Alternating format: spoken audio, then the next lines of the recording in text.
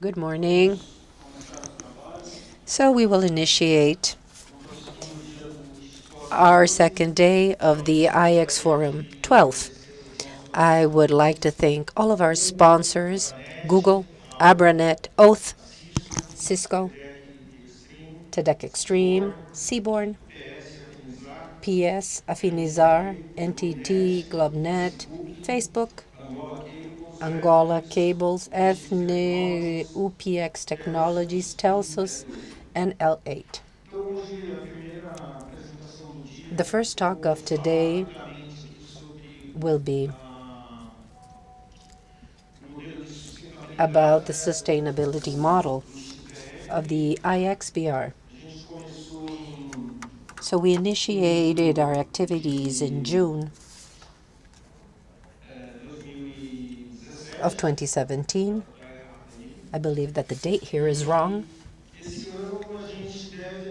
And this year, we will recover our operational costs in São Paulo as we had expected.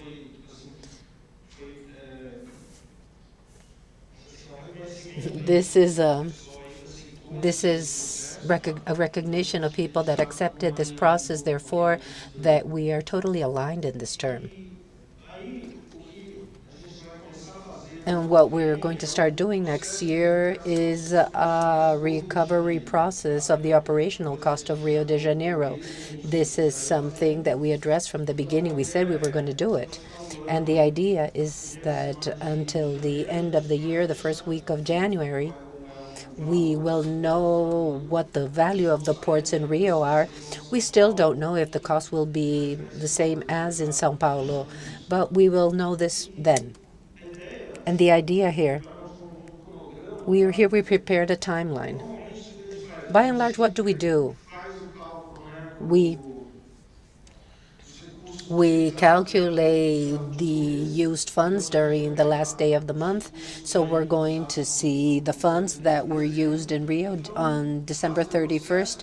And the process will be like if it would be a normal invoicing process. So here we're going to include this in the system. We will enter actually the costs or the funds that were used. And here we have two situations. We have ASNs that are connected in Rio and São Paulo. The ones that are in São Paulo have already complied with the contract. They're already following the payment process. This is a very simple process. And there are ASNs that are only in Rio, and they will have to comply with the contract in the future. So here we will notify all the ASs of Rio regarding the process. The idea of these fees will be charged as of the 1st of March. We will calculate at the end of March the first bill. And this bill will be sent on April 5th, and then it will have to be paid on April 15th. This is the deadline for payment. Here we have a timeline of all of these steps that are available here.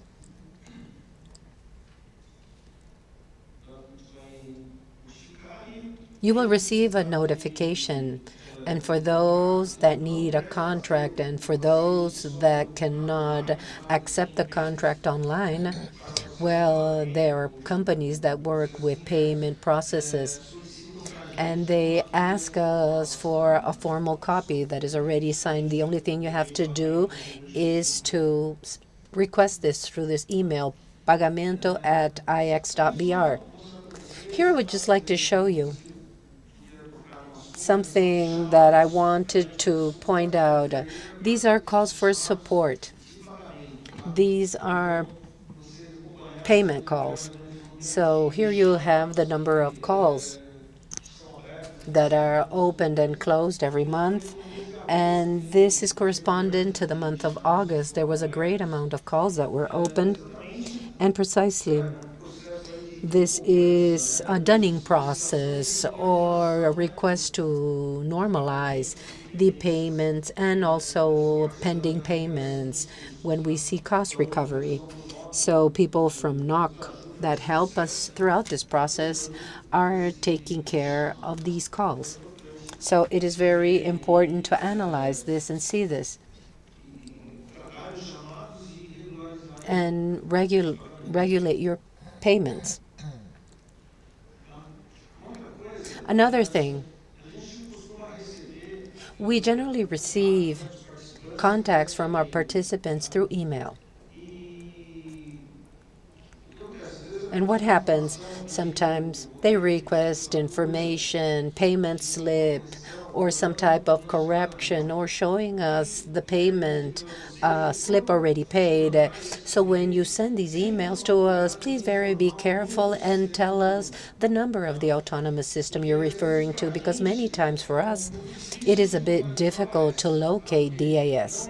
Because not necessarily the enterprise that is sending us the email is the same enterprise. And so it's difficult sometimes to discover the AS. There are certain situations where we really don't know, and we have to wait for a person to call us or to be able to know what company we're talking about here.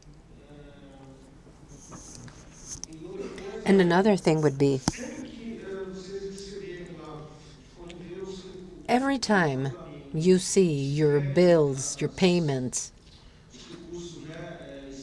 and you have all your funds listed or resources listed, it's important.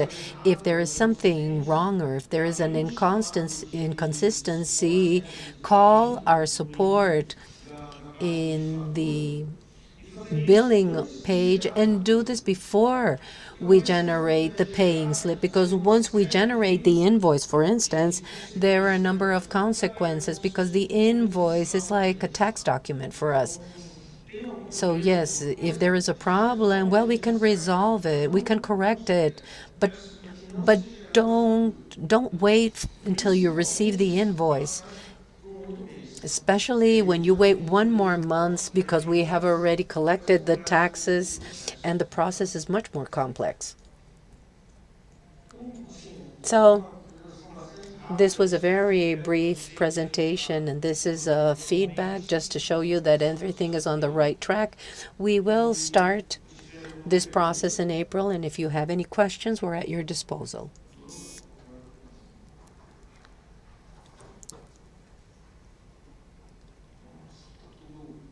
So if everything is fine,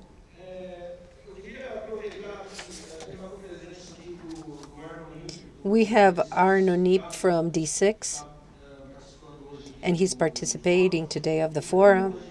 And as we have 10 minutes available, I would like to invite Arno to talk about PeringDB. He is responsible for the project, and it's a pleasure to have him here.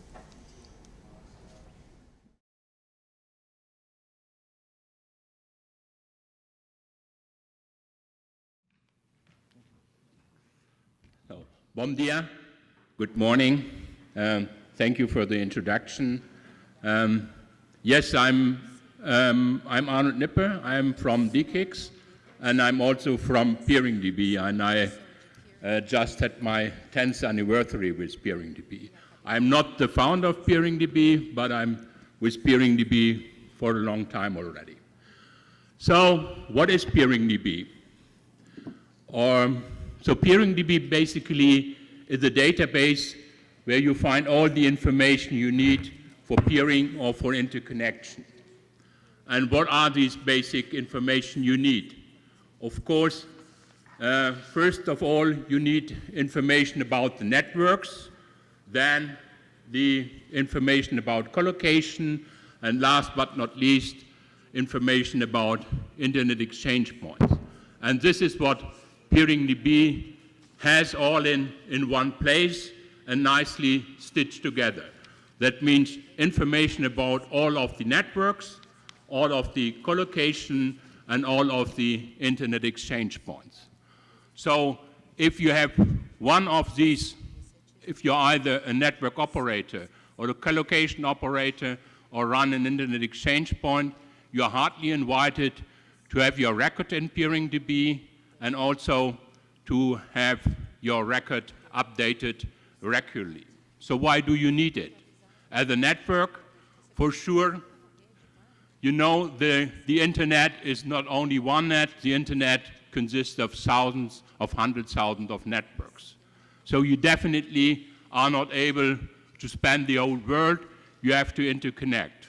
And that means you have to peer, you have to interconnect with someone. And in the easiest case, if you are a smaller network, you at least have to have upstream. You have your own ASN, and then you at least have to have 2 upstreams. And that already qualifies for being in PeeringDB. So every network which has an ASN should register in PeeringDB. And register, have your contact information, so if there is any problems with your network, if someone would like to contact you, it's easy to find your information. And next, what you also should do if you have a network is to indicate in which collocations you are. In most cases, your interconnection to other networks are not bidirectional rings, but what you do is you have points of presence in collocation centers, and that is where you meet other networks, either for upstream, for interconnection, for selling, for whatever. So if you are in a facility, just indicate that you are in the facility. That also helps you to promote or to get more visibility, and this also helps others to find you. Maybe there is another network around who looks for interconnection to one of your customers, and you don't know about it. So what this network perhaps will do is to go to PeeringDB and see where you are located and where the nearest point is where to get you. And last but not least, of course, what you also should do if you are peering at an internet exchange, just indicate that you are at the internet exchange. And for an internet exchange record, what you also have to do is to put in your IP address, sys, the V4 and V6 addresses, the port speed, and whether you are peering with a route server or not.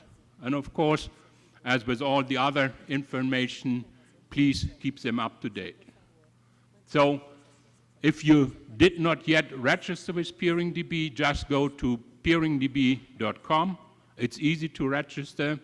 Typically, registration will be worked on within 6 hours, at least in 24 hours. We have a support department behind it. And PeeringDB, meanwhile, since, I guess, 4 years, is also an association. That means you may become a member. It's quite easy to become a member. There are only 2 requirements. First is to have a PeeringDB account. As I said, that's very easy. And the second one is also very easy. You only have to subscribe to the PeeringDB governance list. There is where we talk about the governance of PeeringDB. As soon as you did both, you qualify for being a member. To have a say in the annual membership meetings and to vote on who is on the PeeringDB board. So financially, PeeringDB does not cost anything for the users, so it's free of use for you. That also encourages you to register with PeeringDB, the use of PeeringDB, both passive as well as active, that meaning having a record over there does not cost you anything. So but still, there are costs incurred with PeeringDB, and how do we recover that? So we are fully 100% relying on sponsorship. We have a sponsorship level model starting from $2,500 US dollars per year up to $25,000 per year. And we are well funded. We strive to have a deposit of 2 years to be able to not only run PeeringDB this year, but also next year and the next year after that. And we are, meanwhile, financially sound. And this is really due to the sponsorship. And why do networks sponsor us? What PeeringDB offers is one hand side is a graphical user interface, which makes it easy for users to look up in the information, but which is also crucial is that it has a really powerful API. And this API helps to automate all the peering connection setup and management. And this is what bigger networks like. They like automation. They like to be able to look up information. And this is really the most important, perhaps, for all of the networks to have a PeeringDB record, because the bigger networks tend to say, we are only peering with you if you have a PeeringDB record. And as said, having a PeeringDB record and keeping it up to date is quite easy. And that's it for the moment from the top of my heart. If you have any questions, please feel free to ask one. Or if you have any remarks, please also do so. Thank you. Obrigado.